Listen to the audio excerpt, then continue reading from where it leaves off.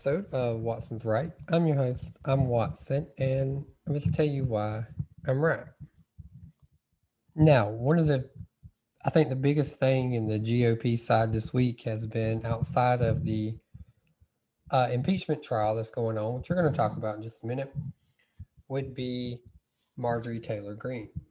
Marjorie Taylor Greene would be the biggest news right now because some unprecedented type stuff actually went down over her.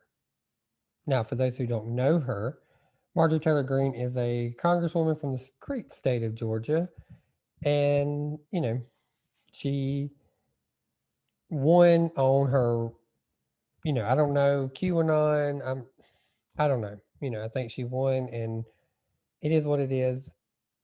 But comments and likes and so forth surfaced with her that she was denouncing or saying that school shootings like Parkland and Sandy Hook were staged, that Nancy Pelosi deserved a bullet to the head, and, just on and on and on and continuing the Dominion election fraud type stuff. Well, once these comments come out, one would have expected the Republican Party to put a stop to it, to punish her in a way, take her off committees or something, but they did not. There's reports saying that Kevin McCarthy actually did offer to remove her from the committee, but Chuck Schumer refused it, or not Chuck Schumer, I'm sorry, Nancy Pelosi and the Democrats refused it. Basically saying that the Democrats wanted this big show. I don't know what Kevin McCarthy could have been bargaining with. I mean, there's really nothing to bargain with. The Republicans should have handled it. They should have removed her from the committee and went on about their business. Okay, period. That's what they should have did. Well, then in turn, Democrats decided that where Republicans wasn't going to do it, so they have to do it, which again, I think is another terrible move. Basically, I think we did two terrible moves in the matter of a minute. Democrats felt like it was their job to remove Marjorie Taylor Greene from a committee or committees. And I think that sets a terrible precedent. Now the majority party feels like they have the right to remove the minority party from a committee. That's going to come back and bite them. I mean, just look back on the Harry Reid and Supreme Court Justice filibuster removal. If it wasn't for Harry Reid, we wouldn't have Kavanaugh and Gorsuch. But instead, Harry Reid wanted to remove the filibuster for the lower court judges. Mitch McConnell said you would pay for that later. Mitch McConnell got leadership. And now we have two Supreme Court justices without reaching the 60 vote threshold. This is going to come back on the Democrats. This is going to come back. When the Republican Party get in power, they're going to, they're going to feel like the precedent is set to remove committee members, which I think is a terrible, terrible, terrible idea. Republicans could have handled this situation by just removing Marjorie Taylor Greene. She had no business being on committees. We need to silence her voice as much as possible when it concerns Congress. She don't need to be on committees. She definitely don't need to be on the education committee if she don't even think school shootings like Sandy Hook and Parkland really happened. What an insensitive conspiracy bitch. Who could think that Sandy Hook was a staged thing is beyond me. Then the Democrats, again, terrible precedent you set by removing a minority party member from a committee. If I was a Democrat, let me tell you, this is exactly what I would have did with Marjorie Taylor Greene. I would have left her on the committee. I would have blasted the GOP from now until the primaries, until the election in 2022. I would have blasted the GOP for endorsing QAnon, for endorsing this radical bitch that thinks school shootings are fake, that called for violence against Nancy Pelosi. I would have made the GOP take her. The GOP's already struggling with suburban voters. You think them soccer moms are going to, want to be associated with a party that endorses a person who says school shootings are staged event to push gun control, that says Hillary Clinton and Nancy Pelosi communicate to say we need another school shooting? I mean, that's stupid. Instead, the Democrats went with the power struggle, a power pull, and used the majority to take away a minority. We're slowly but surely witnessing the minority party lose more and more and more and more and more power in our Congress. We should terrify the hell out of everybody. Everybody. And then on top of that, you have the Democrats trying to tell us that they don't stand for conspiracy theories. Russia? Anybody? I mean, Eric Stalwart still hollering Russia. Maxine Waters still hollering Russia. And I'm pretty sure, Adam Schiff, let's not forget about him. And I'm pretty sure all three of them are still sitting on committees. So shut the hell up, Democrats. Maxine Waters calls for violence against the Trump administration, and she's still sitting on a committee. Eric Stalwart was sleeping with a Chinese spy, and he's still on the Intel committee. Adam Schiff lied and lied and lied about all this Russia information that still has not come out. And so let's not act like the Democrats are some kind of clean hand person here, but they're gonna do it. And all they did was take away the narrative of Marjorie Taylor Greene on the GOP. The GOP now is going to run on a power grab, which they should. And most times the incumbency presidency sees a reversal in the midterm. Republicans are only down a couple seats, about 10, and they'll take majority. Are we going to be okay when the GOP removes Maxine Waters, Adam Schiff, Eric Stalwell? I hope so, because now the precedent is set that the majority party determines who's on the committees. Precedent set now. Terrible move. When really Democrats could have used her as a gang, let her sit on the committee. She don't have no power. Y'all have majority. Why remove her? And, let her do it and then possibly turn that into something positive for them in the midterm. Why am I having to give the GOP strategies on how to actually govern and how to actually win?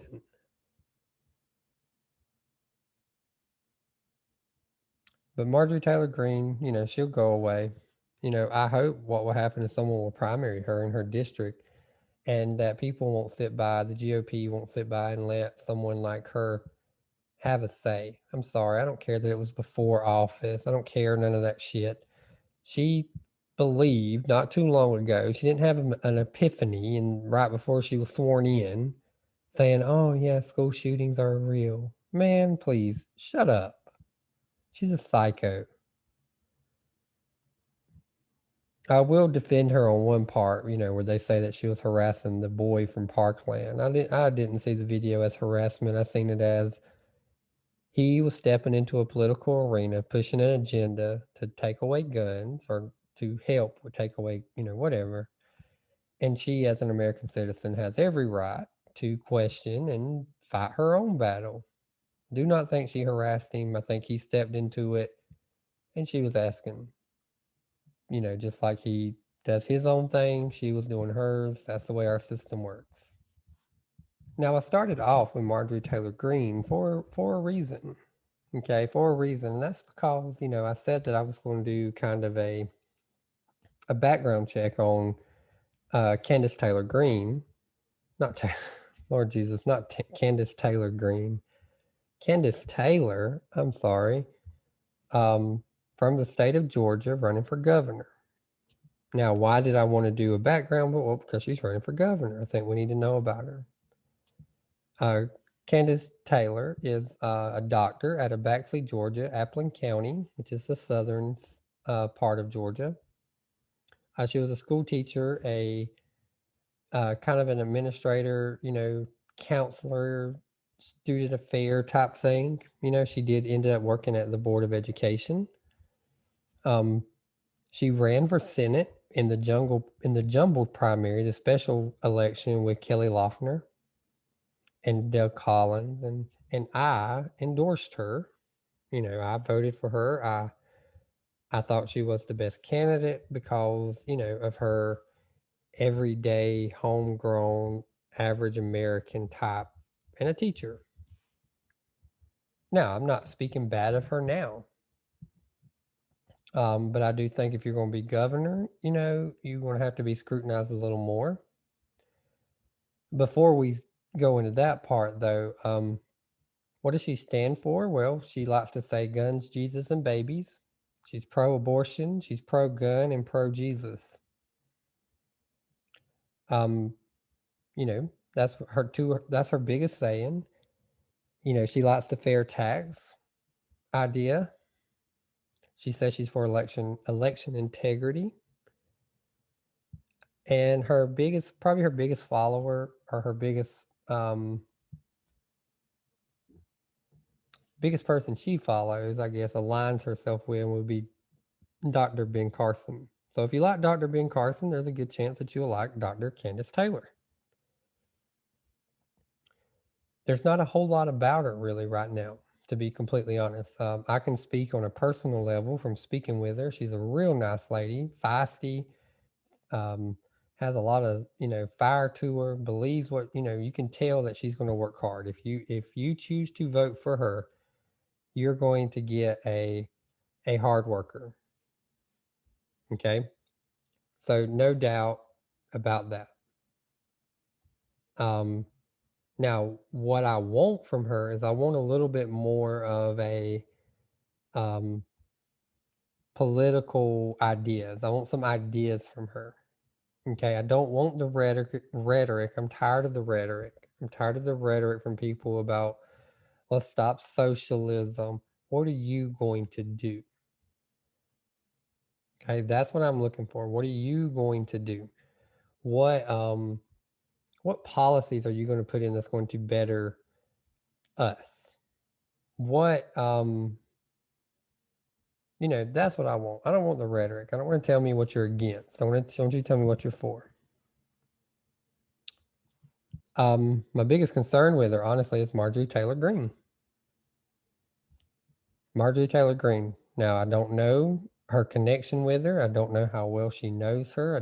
I just know she supported her in the congressional race. She tweeted out a couple times saying that, she may not be in my district, but she's my congresswoman. Her connection to Marjorie Taylor Greene is a little problematic to me. I think she needs to come out and say what she, what is it about Marjorie Taylor Greene? I think we deserve to know that. I think she should, if you're going to associate yourself with someone like a Marjorie Taylor Greene, then you have to answer questions like Marjorie Taylor Greene. So, I would still definitely continue to follow her. I'll continue to let you know what I find on her. This is not a hit piece on her. This is just where she's at, what she stands for, what we know about right now. Again, check her out. Real nice lady.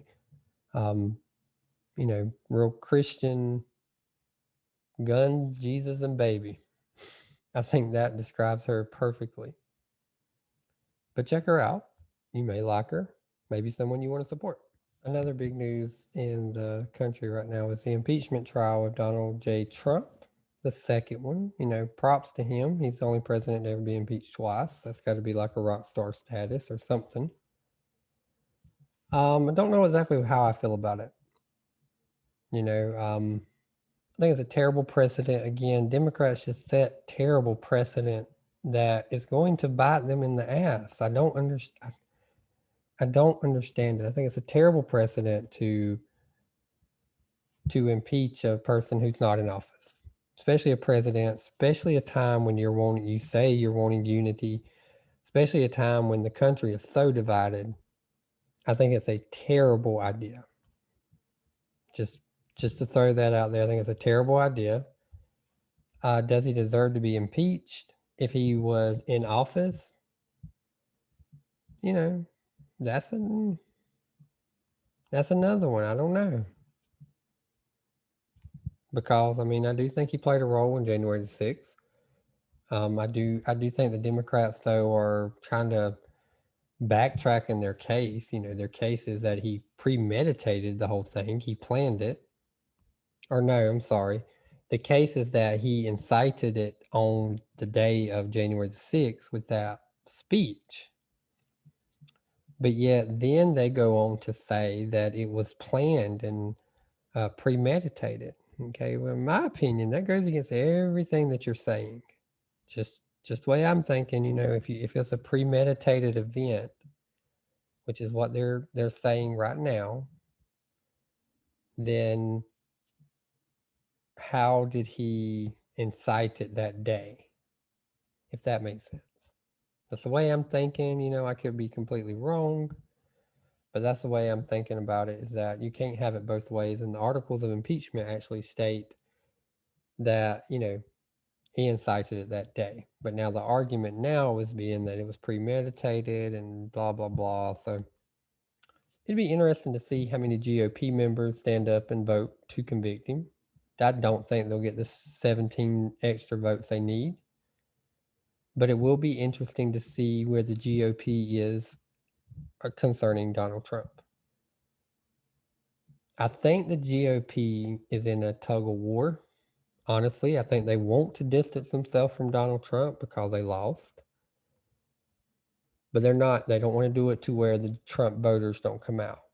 And there's a simple way of doing that. Endorse his policies and do away with him. Stop continuing to talk about him. Stop all that. Just let him go. But endorse his policies. If you don't endorse his policies, he will be back. Okay? He will be back if his policies are not endorsed. If we go back to the neocon GOP establishment, Donald J. Trump will be back. Period. You know, but that's the impeachment trial. I think he'll be acquitted. Democrats will be mad. Same old crap. We'll probably still talk about Donald Trump for ever. I do find it interesting, though, that these same people who are talking about inciting violence from the Democrats, again, like I said with Marjorie Taylor Greene, there's plenty of evidence of them inciting violence. You know, Congresswoman Presley talking about, you know, uproar in the streets. Nancy Pelosi, same thing. Nancy Pelosi calling the Republicans domestic terrorists. Cory Booker talking about fighting people. Kamala Harris bailing out people who were rioting in Minneapolis. Joe Biden talking about fighting Donald Trump. Maxine Waters, no one over that. You know, the list goes on and for the Democrats as well. But, you know, it's always a double standard. You know, Donald Trump said, fight for your country, fight like hell. But, you know, they basically said the same thing, but we're impeaching Donald Trump. Just find that stuff type of interesting. He'll be acquitted. I think the most important thing will be to watch to see how the Republicans fall. You know, we had four or five or so: Mitch, Lisa, Susan, Toomey, and I think the Louisiana. Maybe not. I can't remember. About 4 or 5 senators that voted that this was constitutional. So now let's see how they vote when it concerns actually convicting him. I think that's going to be pretty soon. When it concerns the Capitol, and January the 6th, terrible event. I'm a law and order person. Okay, I want law and order. I do not believe in the rioting, and I don't believe in all that mess. Protest, I'm for that. I'm for peaceful protest. I don't care if you're protesting against what I believe or if you're protesting what I believe. I'm for that. I'm not for terrorizing people. I'm not for terrorizing business. I'm not for any of that. But I do find it interesting that we went through a whole summer of complete chaos in the cities. Complete chaos in the cities. Democrats said nothing. They act like it wouldn't happen. Jerry Nadler said that was not a such thing as Antifa. Okay. They acted like what was going on was not happening. But then, as soon as that same type of action comes to their house and they're threatened, oh, all hell breaks loose. Now we love the police. Now we want law and order. Now we're building up fences. Now we're pepper spraying. Now we're, you know what I mean? Like they want all force. Why? Because it's them. They're being terrorized. They were terrorized. They were scared. So now bring in the hammer. They didn't give a damn about any one of you who may be listening from a major city. They didn't give a damn about either one of you being terrorized this summer. They didn't give a damn.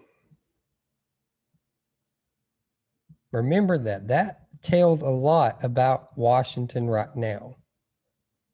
That tells you a lot about Washington.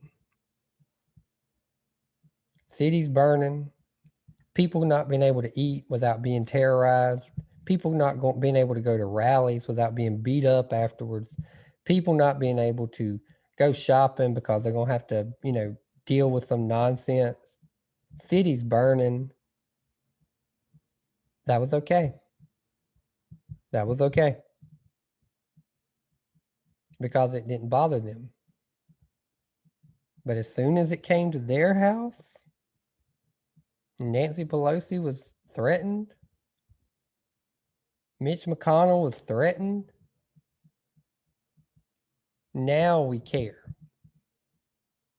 We hate walls on the border, but we like walls around their house. We like walls around their offices. We don't want police in the streets, but we want police at the Capitol.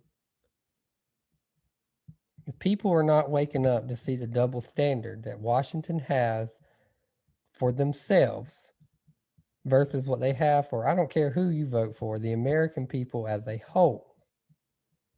If you're not seeing this right now, look past your political beliefs. Look past your hatred for Donald Trump. Look past your hatred for Nancy Pelosi. Look past your blue or red. And look at how they're acting when they feel threatened versus how they act when you feel threatened.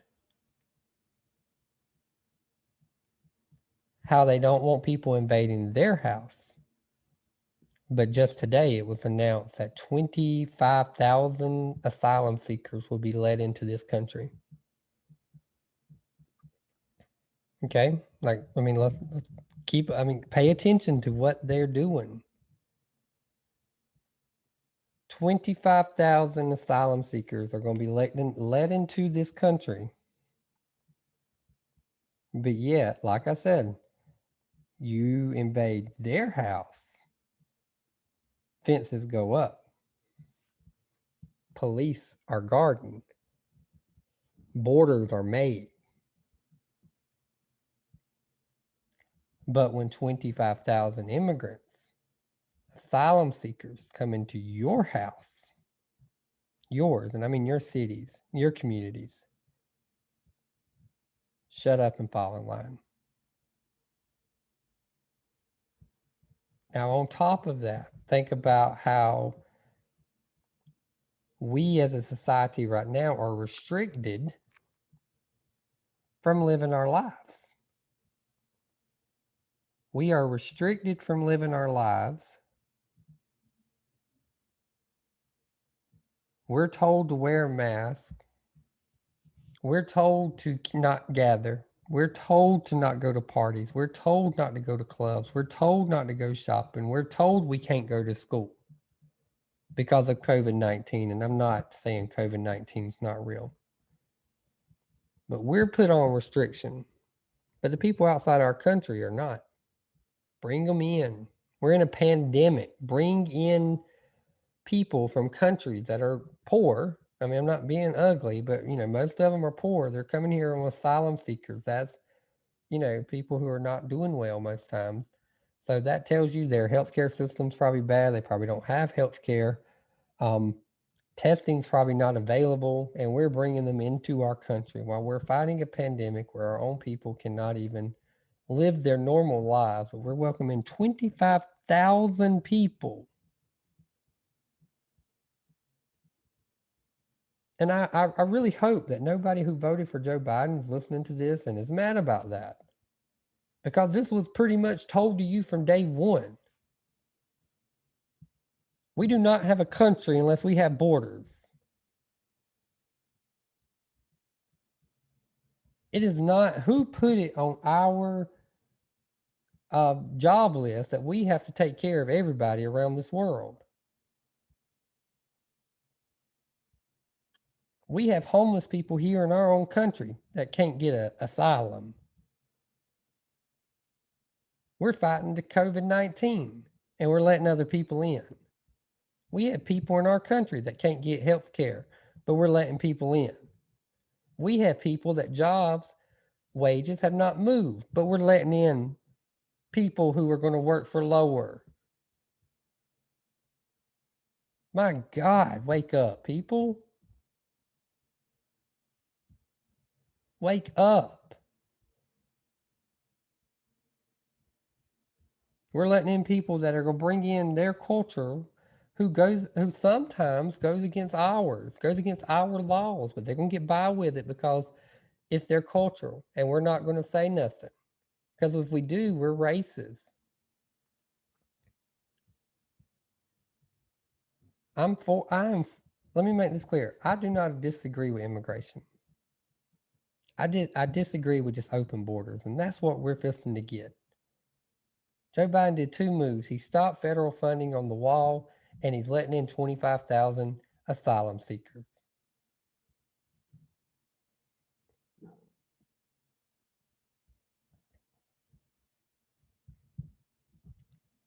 This country's changing. It's changing. And it's changing because of the elites. And the elites are changing it because they're portraying this as a humanitarian issue. And they're pulling at people's heartstrings instead of saying the facts. And the facts are the elites don't want to let go of illegal immigration. The elites do not want to let go of poor illegal immigration because, one, the poor immigrants that come here work for them. They work for them. They're not fighting their kids for places in school. They're not fighting their kids for jobs. They're fighting your kids for places in school, and they're fighting your kids for jobs.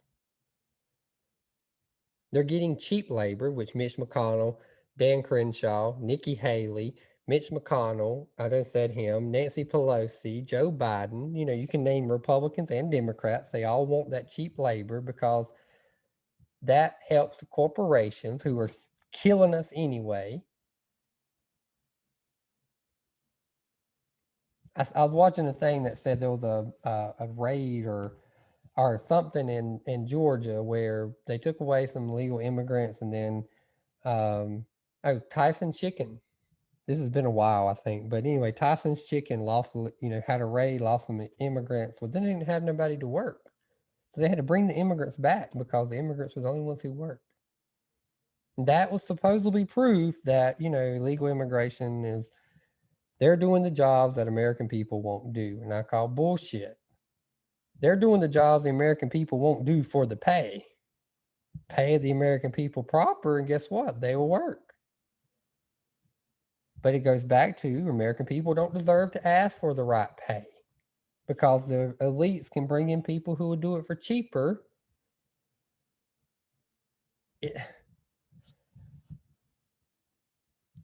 Wake up, man. Pay attention to immigration. I'm not against it. But I'm not for what we're doing right now. I'm not for this 25,000 people coming in, asylum seekers. I'm not for open borders. I want the American people to have good jobs, good paying jobs, good education, a fair fight. I want Americans, I want our homeless people asylumed. I want our veterans asylumed. I want our homeless people to be able to go to the doctor. I want our veterans to be able to go to the doctor. I want our poor to be taken care of. We can't take care of our poor if we keep bringing in other poor.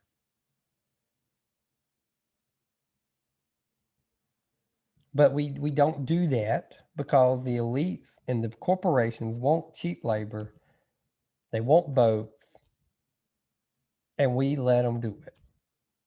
But yet again, go back to how quick they put up a wall in the Capitol whenever they felt threatened. Go back to that. Came up quick. National Guard everywhere. Think back on how many National Guards you've seen in Atlanta, Minneapolis, Seattle, New York. Didn't see that many. On the border. Didn't see that many. I could go on and on about immigration. And I've tried to do a podcast on immigration, but it's so daggum long. And I get so sidetracked because I believe immigration is probably one of the most important issues in this country. And I'm going to post it one day, or I'm going to edit it to where it makes sense, to where it's not just a bunch of rambling like I'm doing now. But, immigration, got to pay attention. Got to pay attention. Donald Trump should have ran on immigration again in 2020 and he'd have won. The only problem was he couldn't run on some of it because he didn't fulfill some of it. The remittance, I think, is the correct word. He didn't do that like he said he was going to do, where we tax the money that's being shipped out of here to other countries, for family members of illegal immigrants or immigrants as a whole. He didn't do that. That was a big thing. That would have paid for the wall. But anyway. So anyway, I went on a tear on immigration. I know. I just read about the 25,000 immigrants seeking asylum, and again, it infuriates me with the fact that we're on restrictions here, and I'm not saying I'm against them. We can't open our schools here. We can't eat in a restaurant here. We can't go to a football game. We can't do all this, but we can let 25,000 people come straight in from poor countries, going to get better benefits than even our own poor here in America. Well, I'm getting ready to wrap this up. Like I said, it's getting long. I could talk on immigration for a while. Have I think, a pretty good, interesting episode on policing here in America coming up. I'm working on the Buddy Carter one still. Buddy Carter's got a lot to look at. But policing in America will probably be my next policy debate issue of how I would tackle it if I was in office. I'm also trying to do a thing about, kind of, I don't know. I don't want to talk on it right now because it's, I'm still working on it, trying to get the pieces together. But yeah, let me know what you think. Like, share, comment. Let me know if you agree, disagree. What can we do about immigration? What you think? What you think about Marjorie Taylor Greene? Have you looked into Candace Taylor? And what do you think about this impeachment trial going on right now? So I'm Watson. That's why I'm right, as always. Thanks for listening.